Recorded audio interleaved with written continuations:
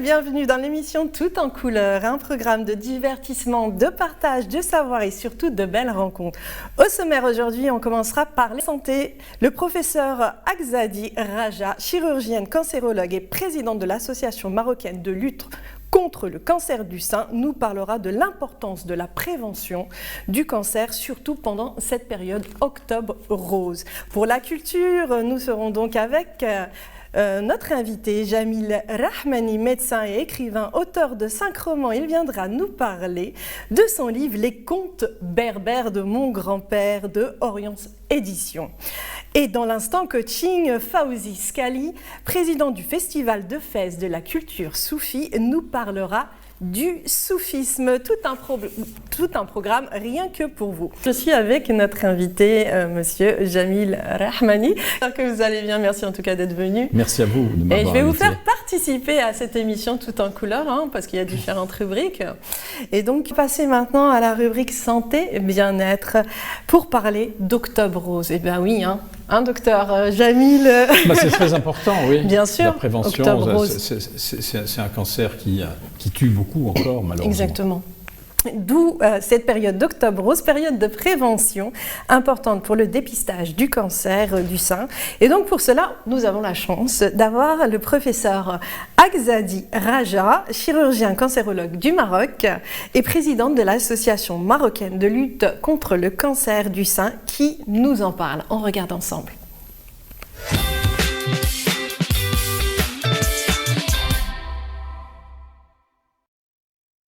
Le mois d'octobre, c'est le mois de l'espoir. C'est le mois international du cancer du sein qui est fêté un peu partout dans le monde. Et au fait, c'est le mois de sensibilisation, d'information, de communication autour de cette maladie qui est devenue un réel fléau mondial. Je nomme encore le cancer du sein, qui est le cancer le plus fréquent chez la femme, le premier cancer féminin, et qui peut toucher dans une proportion nettement moindre l'homme aussi à 2%. Le rôle des médias est primordial pour faire véhiculer les informations sous toutes les formes, dans tous les foyers.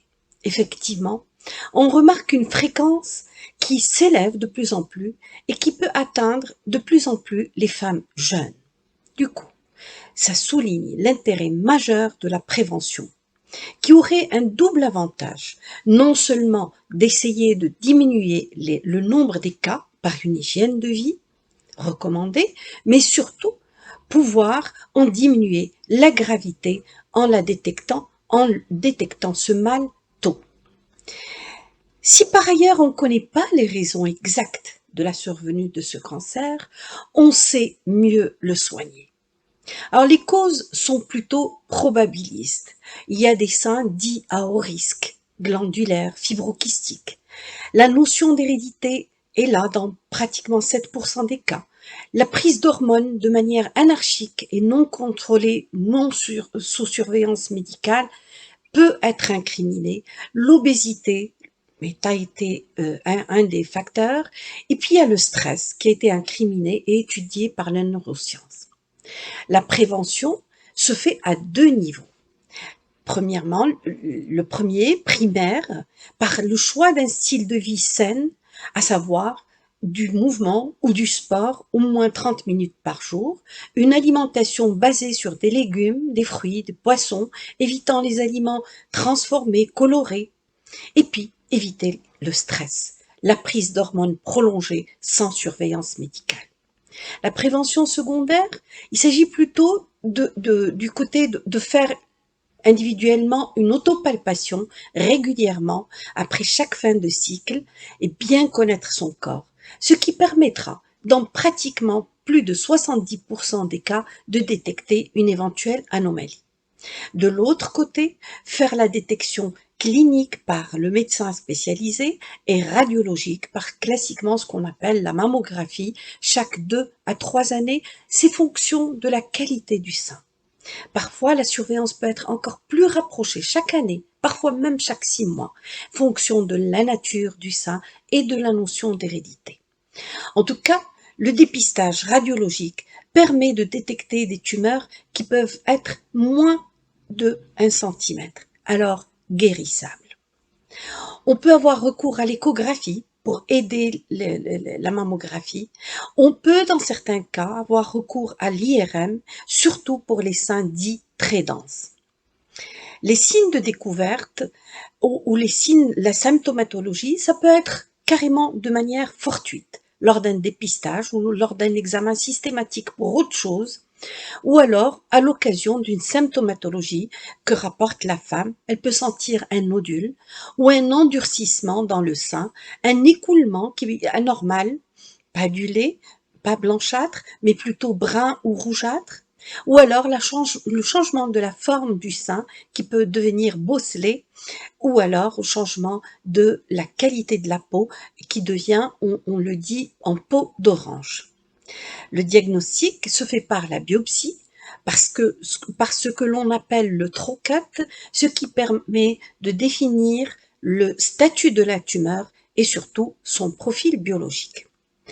Alors le traitement qui exige pour la prise en charge du cancer du sein une multidisciplinarité, une RCP pour toutes les femmes et un traitement personnalisé pour chacune.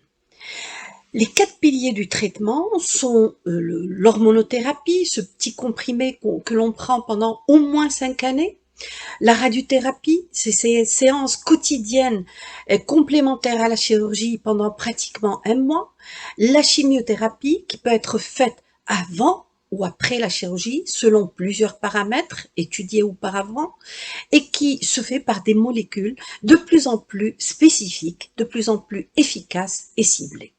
La chirurgie, où beaucoup de progrès ont été faits,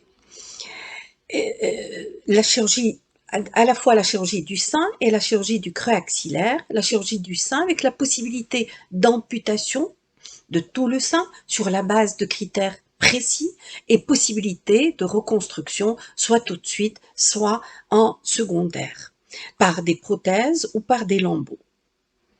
Ou la chirurgie conservatrice qui aujourd'hui concerne plus de 70% des cas, des femmes. Et cette chirurgie conservatrice va emprunter des techniques de chirurgie plastique, ce que l'on appelle l'oncoplastie, pour obtenir un résultat harmonieux, un résultat le plus esthétique possible. Car ne l'oublions pas, l'impact psychologique de cette maladie est très fort.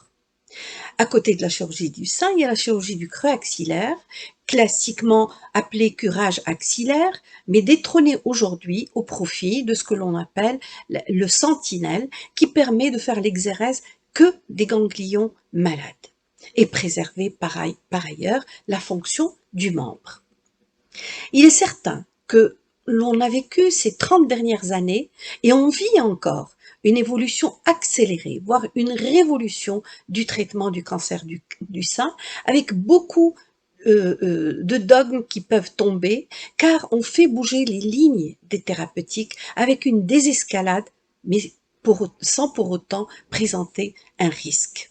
Il y a un réel changement de la perception de la maladie et de son traitement, un changement complet de paradigme. On est passé de la maladie incurable à une maladie guérissable, puis à une maladie chronique dans certains cas, avec de plus en plus d'alternatives thérapeutiques.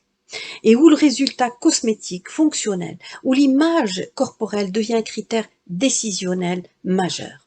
On est passé du traitement sur le profil anatomique au traitement sur le profil biologique, voire même sur le test génomique. Et donc, on n'est plus à l'ère maximale, on est à l'ère du traitement optimal et personnalisé. De ce fait, on assiste à une désescalade thérapeutique avec le but de traiter de mieux en mieux et de plus en plus efficacement, avec toutefois des traitements et des techniques moins agressives pour avoir le minimum de séquelles.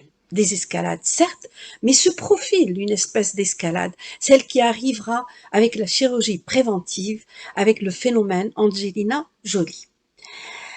Bilan des courses. On fait moins de mastectomie grâce aux techniques d'oncoplastie et aux traitements néoadjuvants par chimiothérapie. Et même si on retire les seins, on fait plus de reconstruction première, de reconstruction autologue qui prend beaucoup d'essor. Mais c'est au niveau du creux axillaire, comme je l'ai déjà dit, que la désescalade a fait le plus de bénéfices. On fait moins de curage axillaire, on fait les sentinelles. On fait plus de chimio néoadjuvante pour des petites tumeurs agressives. On fait de la radiothérapie péropératoire. On fait beaucoup de chirurgie en ambulatoire. Fini les longues hospitalisations, voire aujourd'hui, on assiste à l'avènement de la chirurgie robotique. In fine, le traitement d'aujourd'hui n'est plus celui d'hier et ne sera pas celui de demain. On assiste à une réelle révolution des thérapeutiques avec un pronostic nettement meilleur. Alors le mois d'octobre est là pour nous rappeler d'avoir une hygiène de vie, de faire notre autopalpation, de faire notre dépistage et de garder plein espoir dans la guérison grâce au progrès thérapeutique.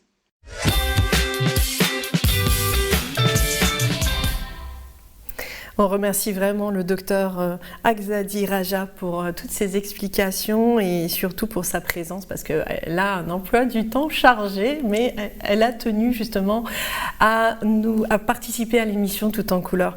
Vous qui êtes médecin anesthésiste, Jamel Rahmani, vous avez participé à des opérations justement Bien pour sûr. le cancer du sein. Bien sûr. C'est toujours très très stressant pour une femme parce que Ouais. l'idée de perdre un sein, l'idée d'une amputation, c'est extrêmement pénible, mais il faut savoir qu'il y a des moyens de reconstruction qui font que ça n'est plus ce que c'était par le passé. Et ça, il faut vraiment en avoir conscience. Par ailleurs, ce qui est très important, c'est la prévention. Bien sûr. C'est consulter de façon tout à fait régulière son médecin pour faire examiner sa poitrine à la recherche d'un nodule débutant et aussi quand il y a des antécédents familiaux chez les sœurs, les mères, les tantes, eh bien être extrêmement attentive à sa poitrine et pratiquer des mammographies à intervalles réguliers. Bien sûr. Alors justement, cette période d'Octobre Rose, c'est chaque année depuis 28 ans en France. C'est le mois donc consacré à la prévention du cancer du sein. Tous les professionnels de santé dans les hôpitaux, ONG, associations s'activent. D'ailleurs, on a les rubans roses, les ballons roses. Oui, dans mon hôpital, l'hôpital franco-britannique, à Levallois, il y a les ballons roses, les rubans roses, voilà, tout est rose justement pour transmettre ce message de prévention du cancer. Et surtout du dépistage, c'est ce que vous disiez justement, dépistage du cancer du sein qui touche malheureusement de nombreuses femmes dans le monde. Donc dépister à temps, cela peut sauver des vies et ça c'est très important de le faire. D'ailleurs, docteur Jamel Rahmani, on va avoir le témoignage d'une femme, Oua Chani Fatima, qui fait aussi partie de cette association Femmes en scène, dont la maman, malheureusement, est décédée, paix à son âme, du cancer du sein. On va regarder.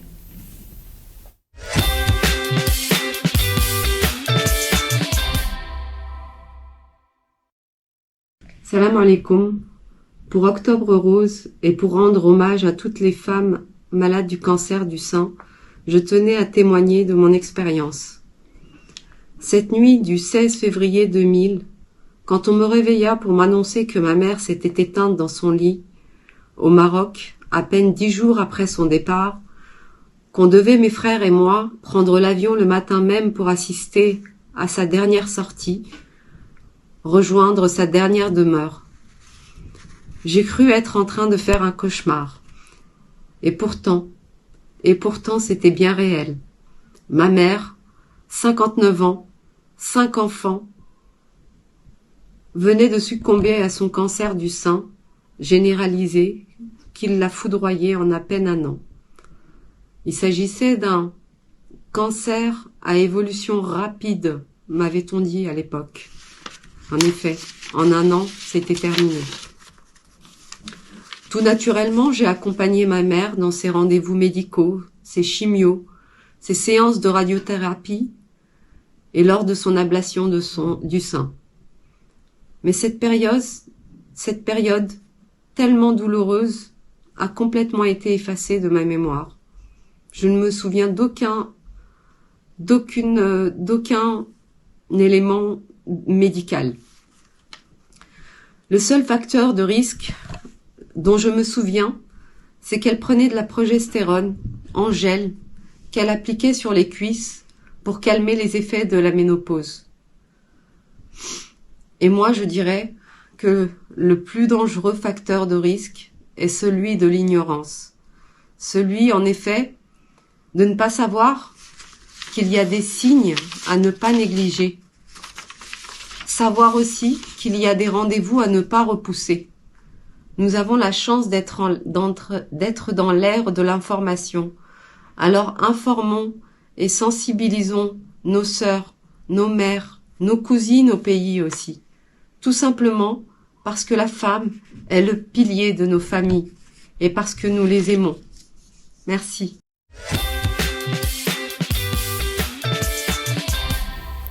Merci beaucoup Fatima Ouachani. Elle a fait 2 fois, elle a refait 2 fois la vidéo, tellement c'est douloureux, tellement c'est dur. Et je remercie énormément William Maghribi de l'association Femmes en scène, parce que l'objectif de cette association est de promouvoir, d'organiser des activités théâtrales et autres expressions artistiques associées à la dimension psychologique qui va aider les femmes qui ont connu justement beaucoup de traumatismes à se reconstruire. Et ça, c'est important. C'était émouvant, hein, c'était tellement touchant, on sentait, hein, elle avait les larmes aux yeux, mais c'est important justement de libérer la parole, de pouvoir s'exprimer et donner justement cette occasion à ces femmes courageuses. Moi je dis ces femmes courageuses, ces mamans et même les hommes hein, d'ailleurs. Mais c'est important pour pouvoir justement leur permettre d'aller dans un processus de guérison. Hein, parce que dans son témoignage, elle a dit « j'ai tout oublié », donc elle a complètement effacé ce traumatisme. C'est violent. Tout à fait. Et puis ce qui est très bien, c'est que elle dit il faut être attentif aux signes. Exactement. Ça, c'est très très important. Dès qu'une femme a un signe qui n'est pas normal, qui apparaît, il faut qu'elle consulte. Oui. Mais des fois, la femme a peur. Non, mais il n'y a pas de peur à avoir. Au contraire, ça peut lui sauver la vie. Oui. Un cancer pris au tout début guérit très, très facilement. C'est ça. C'est après quand on laisse trop longtemps. Il ne faut pas laisser les signes s'installer.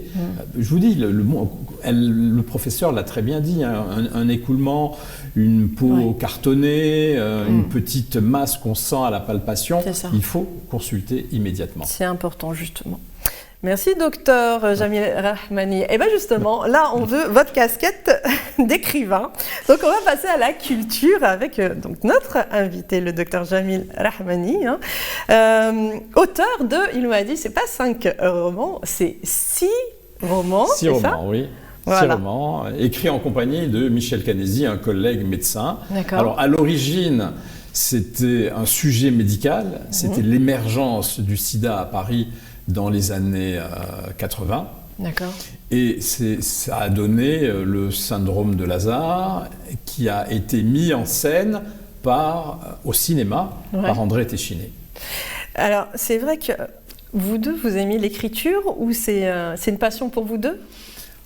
Oui, c'est une passion pour nous deux. Et puis moi, depuis tout petit, j'écrivais des petites choses, et puis des nouvelles, sans grand intérêt littéraire, jusqu'à ce que nous soyons confrontés tous les deux au sida, dans les années 80. C'est-à-dire que lui voyait les malades en début de course parce qu'il est dermatologue, et moi, je les voyais à la fin parce que, à l'époque, j'étais réanimateur. Ouais, donc c'est difficile. Hein, comme... Voilà, et toute cette douleur accumulée, tout ce stress accumulé, on a voulu l'écrire et puis rendre hommage à toutes ces morts anonymes, tous ces jeunes gens, ces jeunes femmes qui ont été atteints par la maladie.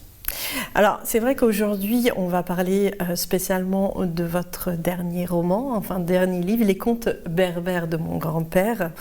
Mais je sais que J'ai regardé un petit peu, Alger sans Mozart, La douleur du fantôme, Siamoise, Villa Taylor, Ultime preuve d'amour et Bien portant avec la médecine prophétique. Avec la médecine du prophète. C'est ça, c'est beaucoup de sujets différents, mais en même temps... Oui, mais moi j'aime bien m'intéresser un peu à tout. J'ai une page Facebook qui s'appelle Bien portant, médecine d'hier et d'aujourd'hui, où je fais des petites vidéos, où je parle des bienfaits des aliments, des bienfaits du sport, des courtes vidéos, et qui intéressent beaucoup les internautes. Beaucoup basé sur la médecine du prophète, c'est ça?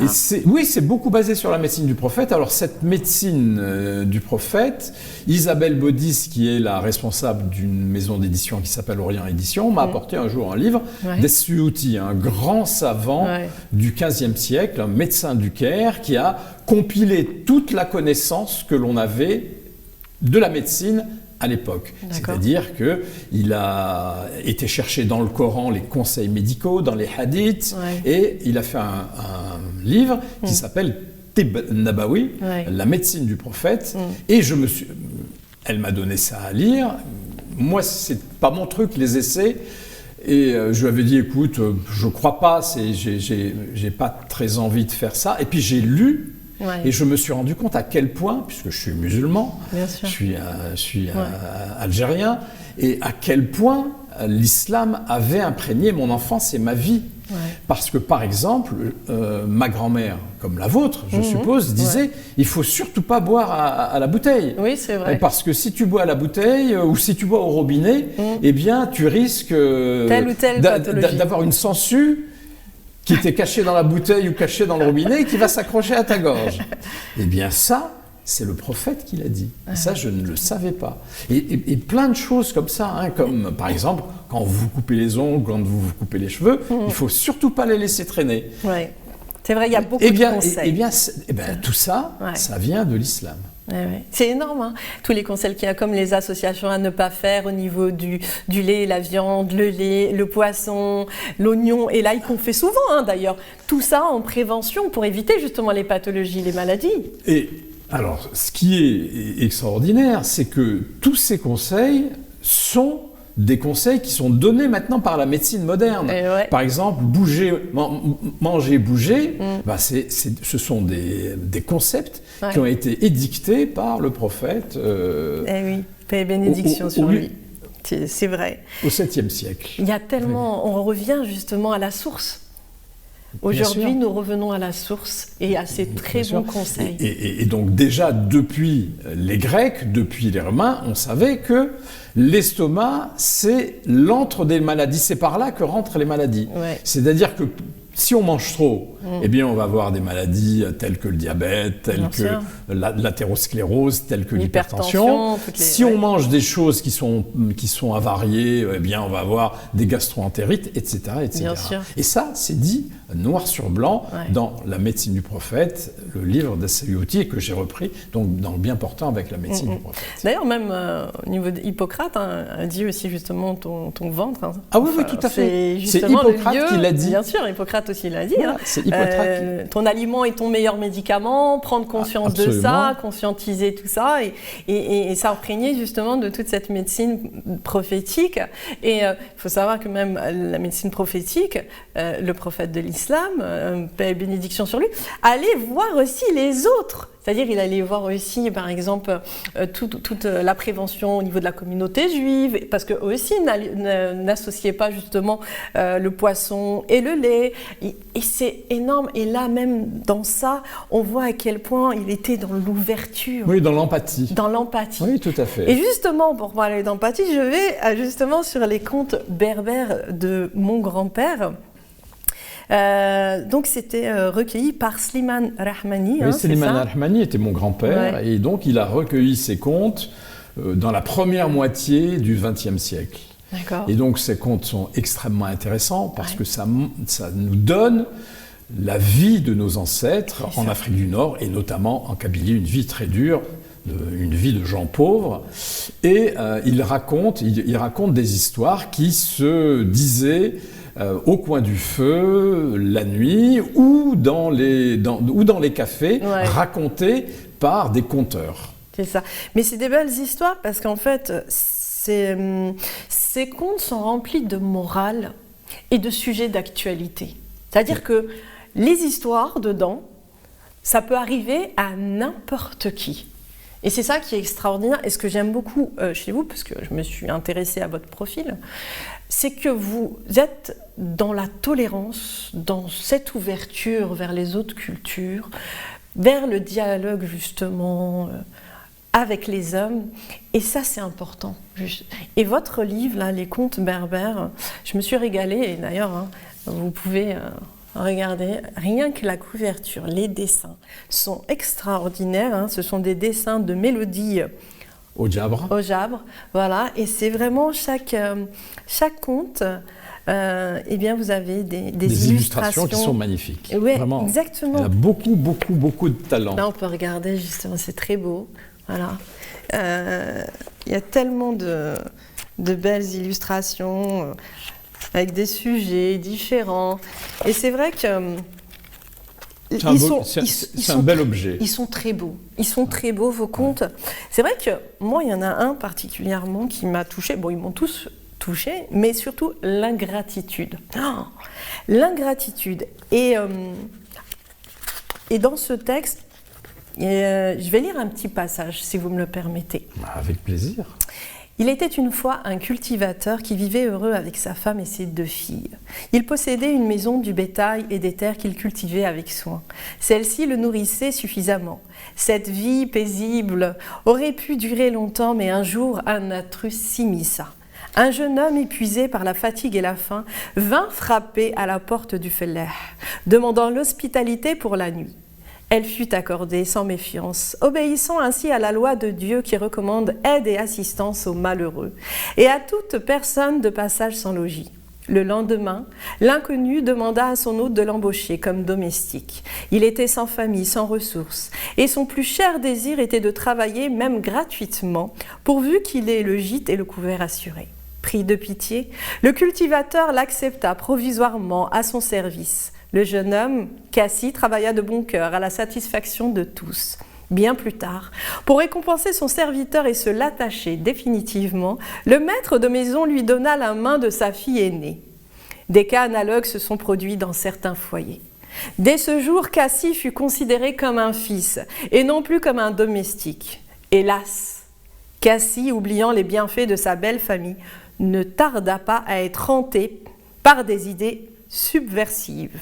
Il pensait « J'ai été un serviteur soumis et respectueux. Il est temps de redresser la tête, d'être le maître incontesté des biens de mes beaux-parents. Je dois les supprimer. Ma femme, j'en fais ce que je veux. Elle m'obéira aveuglement. Quant à ma belle-sœur, elle gardera mes troupeaux et sera ma servante. » Ces idées prirent corps et bientôt, il fut prêt à les mettre à exécution sans le moindre scrupule. Je vous laisse lire la suite parce que c'est trop intéressant, mais il faut le lire.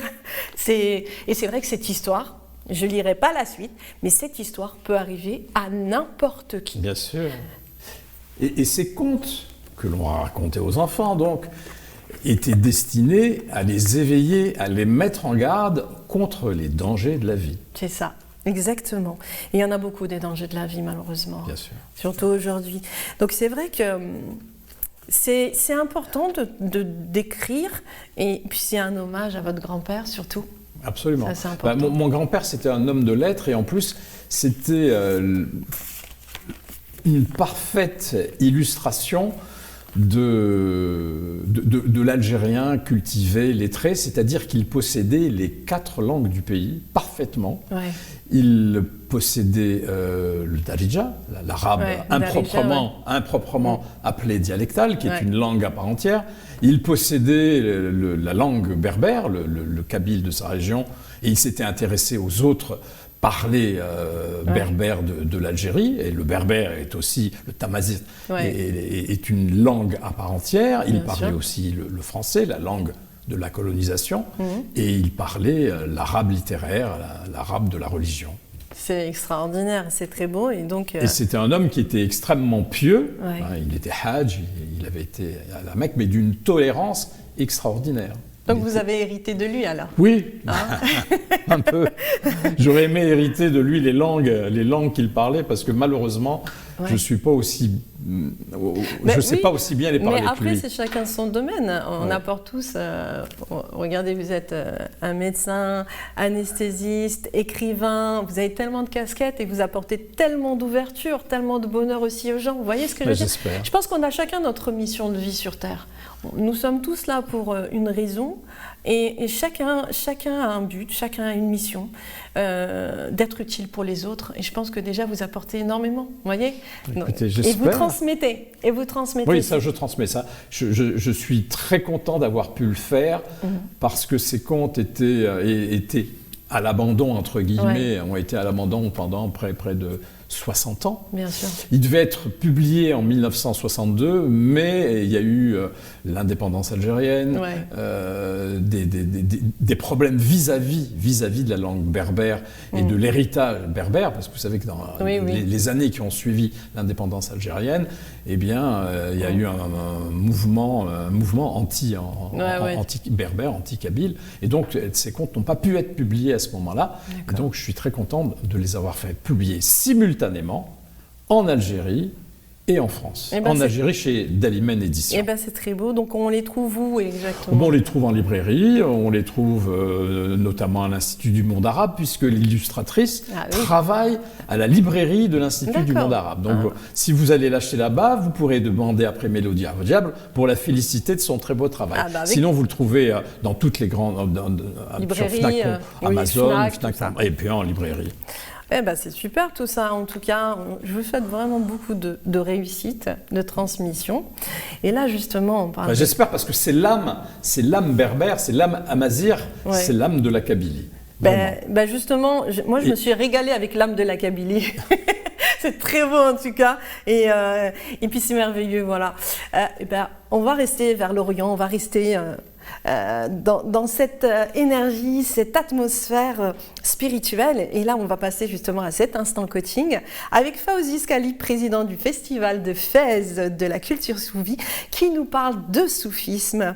Alors, Fawzi Skali, il est né à Fès, docteur en anthropologie, ethnologie, il est en sciences de religion, il est écrivain aussi francophone et il œuvre énormément pour le dialogue des hommes et interculturel. Donc, on va regarder ensemble.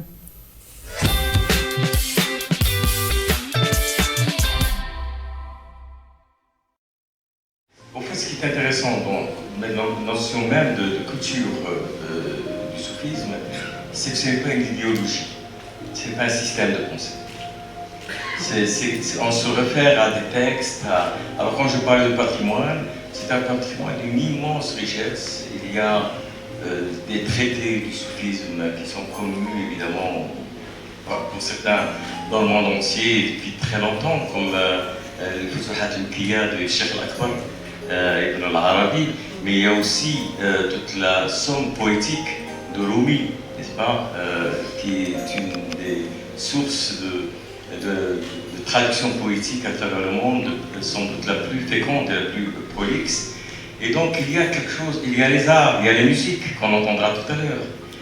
Il y a finalement, même si je peux dire, l'art de vivre, une certaine conception. Par exemple, autour, on a eu, je m'en souviens Inès, des réflexions sur le rapport entre spiritualité et écologie, c'est-à-dire l'environnement. Comment est-ce que ces deux éléments-là ont besoin de se féconder et de s'articuler. Donc tout cela fait que ce sont des questions, en réalité, chacune des éditions du festival devient un laboratoire de pensée et de réflexion. Et donc finalement une dynamique peut-être pour apporter des réflexions. Alors pourquoi, et c'est là où je pense que lorsqu'on voit le monde dans lequel nous vivons, je parlais tout à l'heure de cette infirmité, si je peux dire, de l'intériorité qui caractérise pratiquement notre monde moderne, je pense que la culture du soufisme Et quand on dit du soufisme, elle intègre en elle tout un ensemble de spiritualité. Cette année, par exemple, nous aurons, et nous le verrons dans le programme, une présence chrétienne très importante, à travers d'abord le cardinal Cristobal Lopez de Rabat, mais aussi à travers nos amis qui viennent régulièrement maintenant. Ils ne sortent pas, ou ils ne sortent que pour venir chez nous, puisqu'ils vivent dans un monastère, qui sont les moines de Notre-Dame de la Classe, de Middeltz. Et nous allons faire un hommage tout particulier au seul rescapé de la tragédie de Tiberi, le seul survivant, qui est notre frère Jean-Pierre Schurmacher, et qui vient d'être rappelé à Dieu il y a un an, il y a moins d'un an, et qui est enterré à Middeltz, au Maroc. Donc, pour nous, ça fait partie de la culture soufie. C'est pas quelque chose d'à côté, ça fait partie de cette culture qui est celle d'un lien entre les différentes spiritualités. Mais il y aura une tradition des piyutim juives à la synagogue qui vient d'être restaurée d'un an. Et tout cela fait partie encore, c'est pas simplement une façon de raccorder les choses, non, ça fait partie de cette dynamique. Gérald le sait bien, qui s'occupe du président de la Fondation. C'est ce processus pour appeler, pour amener autour de soi, non pas à l'islam de lumière, c'est-à-dire ce qui est l'islam tout simplement. C'est pas une façon de se réadapter à un discours, si je puis dire, mais tout simplement pour apporter dans ces obscurités qui naissent autour de certaines représentations complètement aberrantes au nom de l'islam, et apporter ce témoignage de cette forme d'islam que nous avons toujours connue en tant que telle. Alors, une des choses, et pour en finir, c'est que l'élément, dans ce processus de, si je puis dire, d'illumination, de nourriture céleste que j'évoquais tout à l'heure, eh bien, c'est une réponse aussi à cette espèce de matérialisme exacerbé que connaît notre monde et qui va finir par aboutir à ce qu'on appelle le transhumanisme, c'est-à-dire la phase finale de la perte de l'âme humaine, de la déshumanisation de l'homme, n'est-ce pas?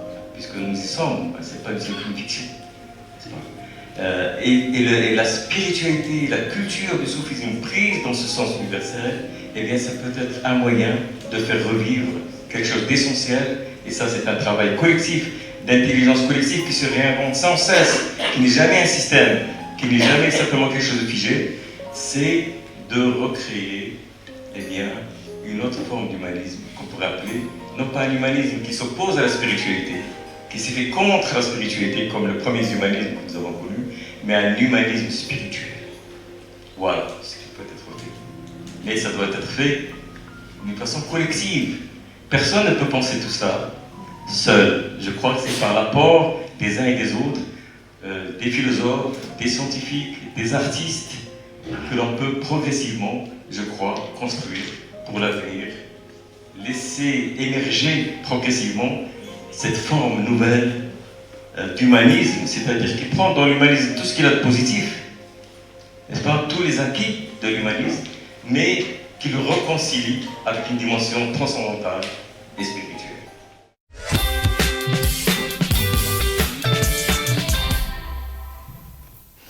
Merci beaucoup Fawzi Skali, président du Festival de Fès de la culture soufie. D'ailleurs, le festival Soufi à Fès aura lieu du 22 au 29 octobre et c'est consacré donc à l'art soufi. Il est considéré comme l'un des plus importants festivals soufis. Il a été fondé en 2007 par l'association du Festival de Fès de la culture soufie.